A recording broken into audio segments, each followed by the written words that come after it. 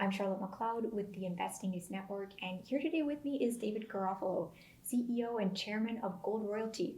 Thank you for joining me here at BRIC in person for the first time. Well, thanks for having me on, Charlotte. Really nice to see you. And I think that where we will pick up is kind of where we left off the last time we spoke, toward the end of December. You're expecting a major move for gold in 2022, and you suggested the trigger could be a correction in the general equity market. So, are we in the midst of that now? We are, and we're in an inflationary cycle as well. Both of those dynamics are extremely constructive for gold. But right now, at the onset of a bear market, which we're experiencing in equity markets right now, it's the baby in the bathwater. Everything's getting thrown out, including gold equities and gold. But eventually, more discerning investors will start to buy defensive asset classes, and gold clearly is that in this type of inflationary cycle. I still believe gold is poised for the strongest run it's ever had. I do believe gold will achieve $3,000 in this cycle.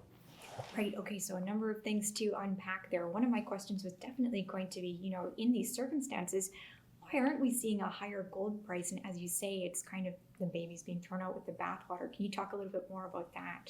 Yeah, and it's not untypical. At the onset of a bear market like we're experiencing right now, everything's getting sold out. There's a bit of panic in the market. And eventually, the more discerning investors will come in and buy the defensive, constructive names that do well in an inflationary cycle. Gold is finite quantity, paper is infinite. And the central banks have clearly demonstrated their affinity towards expanding monetary supply. I think they're going to have to do that. I think the Federal Reserve is going to be a lot more tentative because of the amount of debt at the sovereign and personal level. And if they raise nominal interest rates too high, that'll lead to stagflation, a deep recession. And I think they're going to try to find a soft landing. I expect they're going to reverse course on interest rates in the medium term. Yes, this was exactly one of my questions as well, the path forward for the Fed, because I know within our industry there's a lot of skepticism about what can happen, whereas in the mainstream, people seem much more confident that we will get that soft landing. So you're thinking we'll reverse course. What do you mean when you say the midterm? Oh, I would say in a matter of 6 to 12 months, the Federal Reserve will probably start to curtail nominal rate increases. And frankly, I don't think it really matters because nominal rate increases, we're only going to go up 25 to 50 basis points per tightening. But the reality is inflation is continuing to accelerate. We're deeply into double-digit territory. The headline numbers are deeply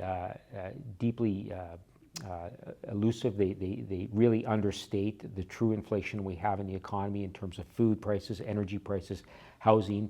Those tend to get excluded from the basket. So they're deceptive. They really don't tell the story about what inflation is happening on the ground.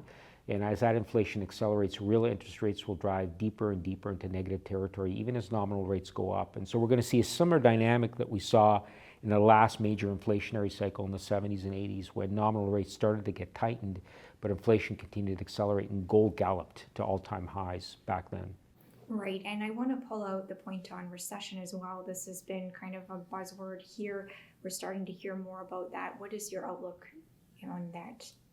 Well, I think a recession is inevitable because we've gone through, a dozen years or so since the credit crisis of excess in the system in terms of excess money supply, low interest rates, extreme amounts of debt strapped on both at the personal and sovereign level.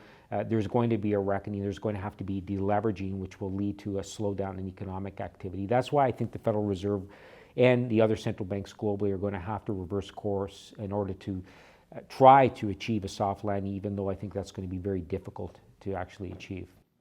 And so you mentioned still the $3,000 per ounce price target for gold. That's in 2022 that you see that coming? I do, and again, really what I'm pointing to is the previous all-time high in gold on a real basis, which we achieved in the early 1980s during the last inflationary cycle, inflation adjusted to $2022.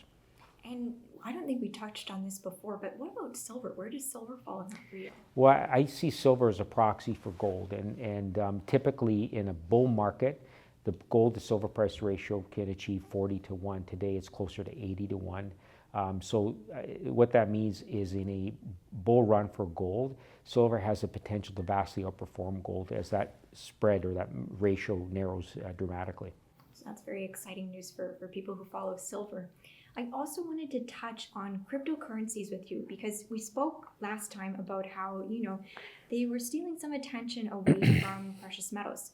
And this past week or so, we've seen huge declines in cryptocurrencies like Bitcoin. So do you think that is coming to an end? Are we ready to see people shift away from them? I do, and I still believe that cryptocurrencies, digital currencies generally have a place in our economy, particularly given the advent of the blockchain and the widespread adoption of that into the economy. I think that delivers real value to the economy in terms of removing friction costs, the middleman, just reducing transaction costs overall. But there are 8,000 different cryptocurrencies. And so that tells you that there's no scarcity value in these currencies, maybe Bitcoin being the one exception given its finite quantity. But any Tom, Dick, and Harry can create a cryptocurrency. And unlike gold, it doesn't have that scarcity value, not when you can create 8,000 out of thin air. And these really are being created out of thin air. This is a tulip bulb type of craze for most of those cryptocurrencies. So you'll see a reckoning.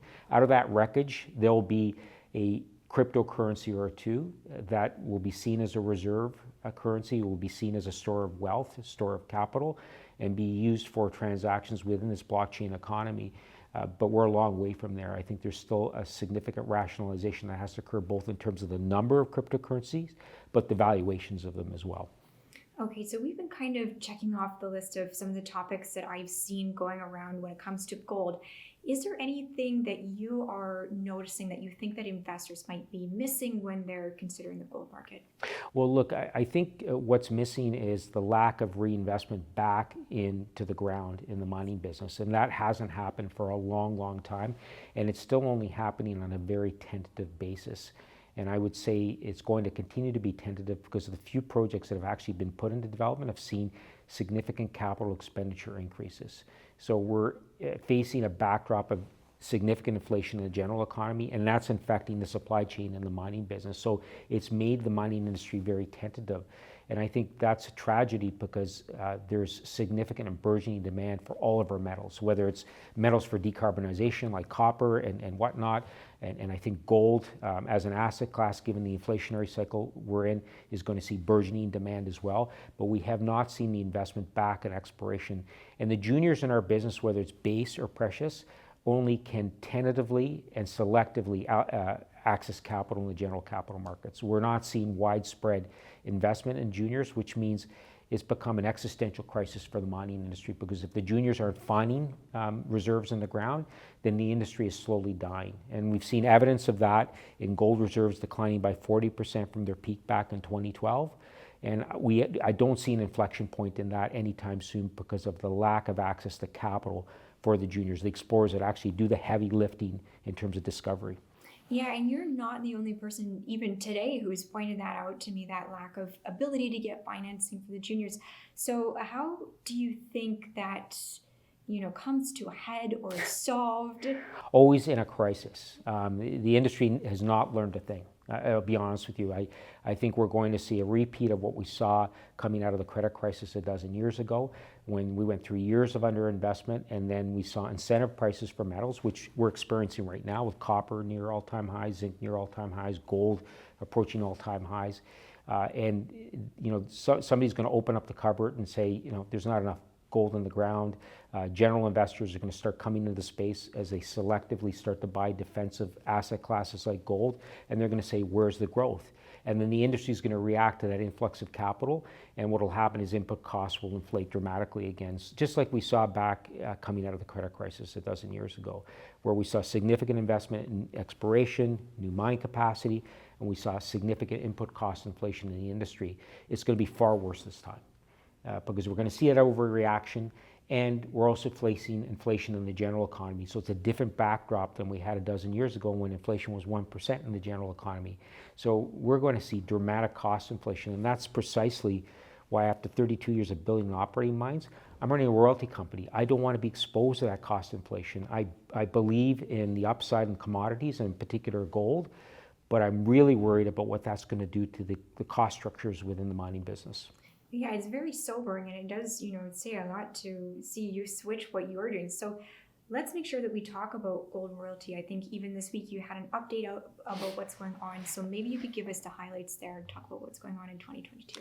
Well, it's been a very busy year for us. We only IPO'd back in March of 2021, raised $90 million and achieved post-money valuation of $200 million on the NYSE American. What we recognized when we looked at the landscape in the royalty business is there's too many small cap royalty companies, and so we went about rolling up some of our peer companies. And last year we merged with 3 of them, Ely Gold, Golden Valley, and Abitibi. And we started with a royalty portfolio of 14 royalties on development stage assets.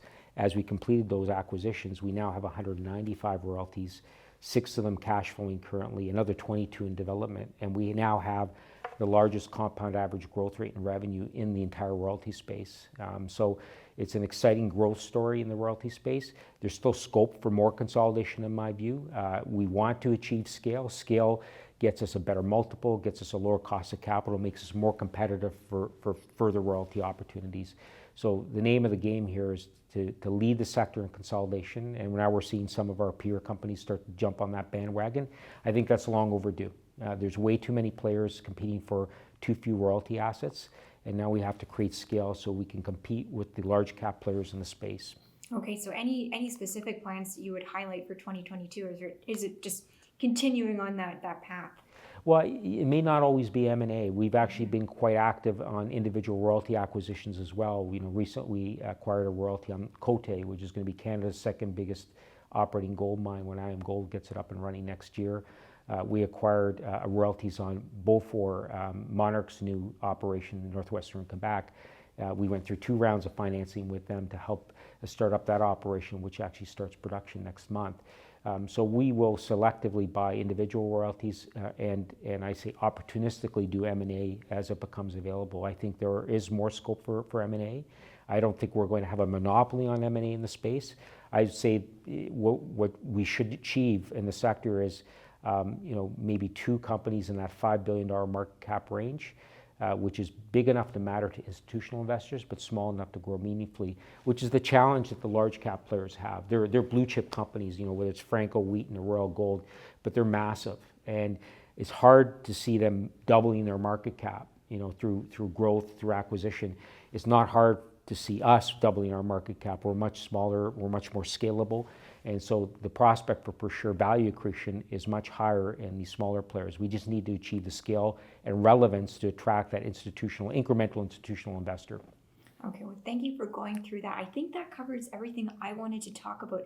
Did you have any final words that you wanted to leave the audience with? Well, like I said, I think this is going to be a difficult inflationary cycle. I think being in the producer side of the business is going to be super difficult. I think investors are looking for leverage to the gold price without exposure to cost inflation. And that's the beauty of our model, is we provide optimum leverage both to the gold price, exploration success of the underlying assets we have royalties on, but completely insulate our shareholders from cost inflation. And I think that's really poised to outperform both the commodity and the producers in the sector.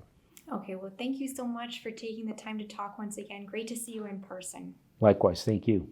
Okay, and once again, I'm Charlotte McLeod with the Investing News Network, and this is David Garofalo with Gold Royalty.